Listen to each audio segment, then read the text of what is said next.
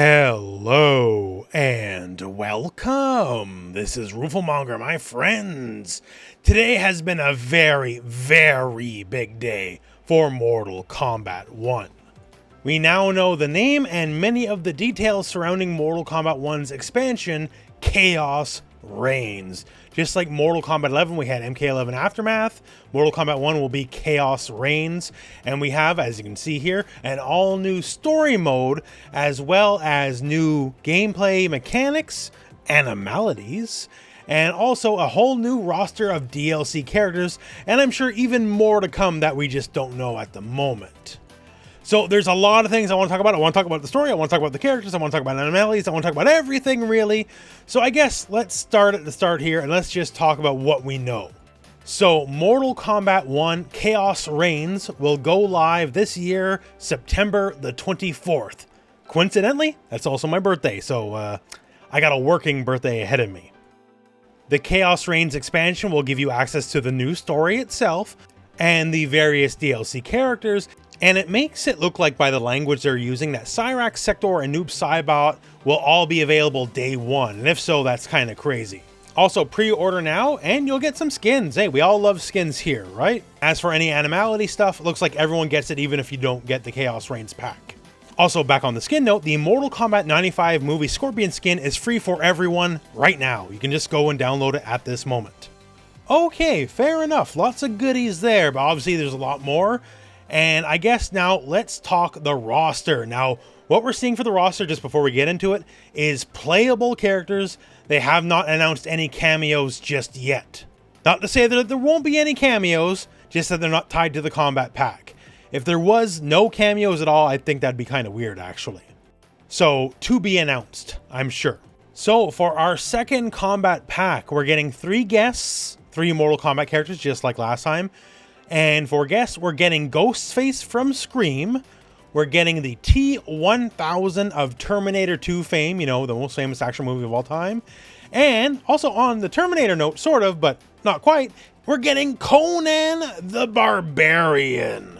You know, like almost the most famous fantasy character of all time? The guy who's literally the inspiration for Dungeons and Dragons? No, it's not Lord of the Rings.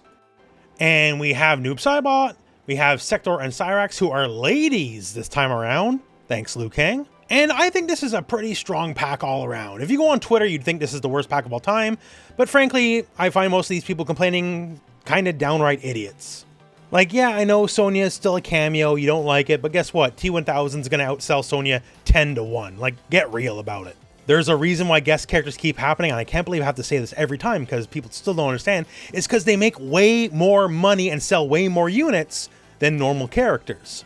If they didn't, we wouldn't keep doing this every single time, and now every game wouldn't be copying that same formula. If you're excited for Terry and Mai in Street Fighter 6, thank Freddy, because he's the one who started it all. Also, on a personal note, I have shelves and shelves of Conan the Barbarian merchandise, comics, and books, so he's my guy. I always see the argument, so I hate guest characters. Oh, but this one's the one actually that's good. Well, I like guest characters, and guess what? Conan, absolutely my guy. If you're younger and you've never seen the original 80s Conan movie, you owe it to yourself. It's a classic. There's a reason why Arnold Schwarzenegger became a thing, and it's that exact movie. Oh, and on the guest character note, it is confirmed at the San Diego Comic-Con panel that Robert Patrick will indeed do the voice of the T-1000, so that is awesome. So that's the roster that we know. As far as how the guests play, who knows, right?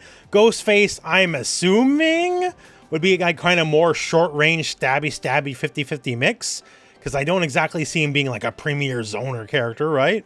Conan, I'd expect more burly in like a Shao Kahn vein, just big muscle man with a sword. He sort of invented the concept, right? And T-1000 literally can be whatever your imagination dictates. There's never been a guess that's potentially more freeform than that, other than expect some liquid metal swords at some point. Now, Cyrax, Sector, and Noob Saibot, we do have very little gameplay, so let's take a look at that. So out of the gate, Cyrax and Sector are ladies now, thanks to, you know, the various timeline shenanigans of Mortal Kombat 1. And also, I guess the Lin Kuei Cyber Initiative is quite different this time around, as, you know, their faces are there, right? They're not just like weird pulps of meat in a robot shell, so either they're just wearing robot suits or they're not full cyborgs, I don't know, but it's different.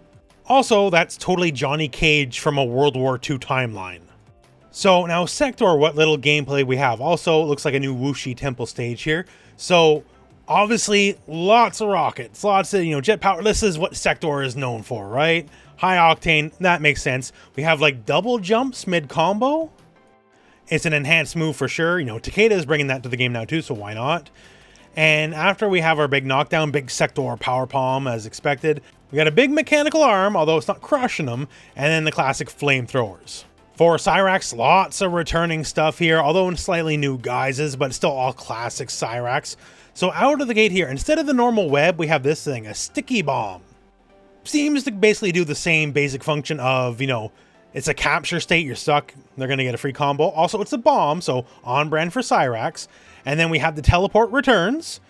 And I want you to pay attention because that teleport left a bomb behind, which I can tell I'm going to hate that already, to be honest with you. So string, bomb explodes, tossing more bombs, another string, another bomb toss, bounces down, other bomb explodes, kick, air throw. So yeah, Cyrax is gonna Cyrax, y'all, in case you were somehow worried.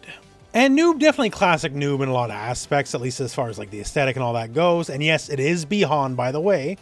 So first we can see sending out the clone. Clone does a grab. I'm not sure if it's a hit grab or a true grab, but launches the enemy, get a combo, teleport grab. Like this stuff you would expect. Also, we have up portal here, lands, you fall down, you get juggled.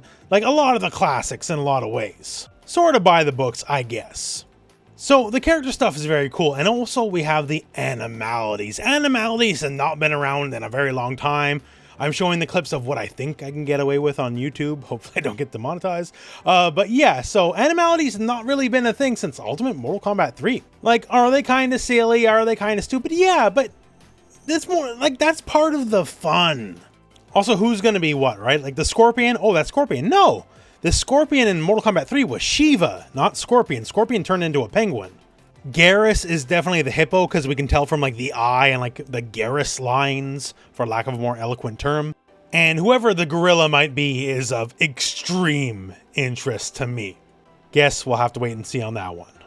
So now all the gameplay stuff aside, we do have the story mode, right? That's a very big selling point. The Mortal Kombat cinematic story modes revolutionized the fighting game industry because now everyone needs a real story mode. So it's always been a very big deal. And this time around, so Mortal Kombat 1 wrapped up, we dealt with Shang Tsung and we dealt with Quan Chi, but turns out there's another multiverse or whatever, and this one, Havik is in charge. Havik, perhaps legendary jabroni, right? But this time around, I guess he's a degree of a threat.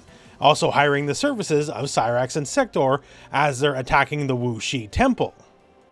And we can already make the inference that one of them is going to make the face turn, well, because even in the clip we're given, we can see them duking out against each other, right? So someone's going to turn good guy, someone's going to stay bad guy. We'll see. Money's probably on Cyrax just because that's traditionally how it's went. But until that happens, a lot of faceless Shaolin jobbers got to die. For Noob Saibot, that is indeed Bi-Han, who is Sub-Zero in Mortal Kombat 1. So I guess the timeline played that one straight. And he's Noob Saibot, he's cool, evil ninja man. Like, he kind of sells himself, he doesn't need to be much more than that. Him and Kuai Liang will have the destined battle that kind of always happens. And, hey, it'll be cool, that's for sure, it'll be cool. And Havik's the big bad, and everyone's gonna have to kung fu fight him to death, probably. Doesn't exactly feel like the thing they can just kind of talk it out. You'd think since Havik's the main villain this time around, maybe he can get some buffs. That'd be pretty nice, but probably not. At bare minimum, I'm sure it's going to be a really fun romp like it always is. Even if it's not going to be high art or anything in the end, I'm sure you'll have a good time watching it and playing through the story mode. Although once this is done, no more multiverse stuff, please. I understand it's been in the oven for quite some time, you can't course correct, whatever, but we're done with the multiverse. Let us move on from there. Let the new era be the new era, and we'll just keep going on to Mortal Kombat 2, which sounds weird in my head, but I guess that's what's next. So all in all, I'm pretty impressed. Like, say the guest characters, do I love every guest character? No, not really. Like Ghostface, I'm just not interested, but I'm, conscious of the fact that, even if I'm not interested, there's going to be plenty of people that are going to be interested, right? So I'm not going to dump on Ghostface just because he's not for me. Already seen quite a few people on Twitter losing their mind over it, so you know what? I'm happy for them. And Conan and T1000, those very much are for me. I'm kind of right age range, right age bracket for it to hit kind of hard. So really looking forward to that. I do hope we can get like a better sounding Arnold alike than we did last time for Terminator. Robert Patrick will be the T1000, so that's good at least. And as for the returning Mortal Kombat characters, Noob Saibot, Sector, and Cyrax, they're all great characters. I like them. So looking forward to see how they'll play in game, and hopefully we can get a guide or two out for some of them. And all three of them launch day 1 on the 24th of September, so there's definitely going to be some content for you. So all in all, fighting games, there's so much good fighting game stuff happening right now. And, Mortal Kombat with a very serious content expansion, new story mode, new characters. I'm assuming, we haven't seen, but I'm assuming new cameos, probably some major gameplay changes to the core gameplay systems, and whatever balance buffs and all that. Lots of stuff coming from Mortal Kombat, as well as like basically every other fighting game. It's really, really good times ahead, and I'm really excited for everything, and I hope you are too. It's good stuff. That said though, that's my opinion on what's happening right now, and that's the video. So thank you very much for watching. Hope this video has found you well, and go out and play some Mortal Kombat.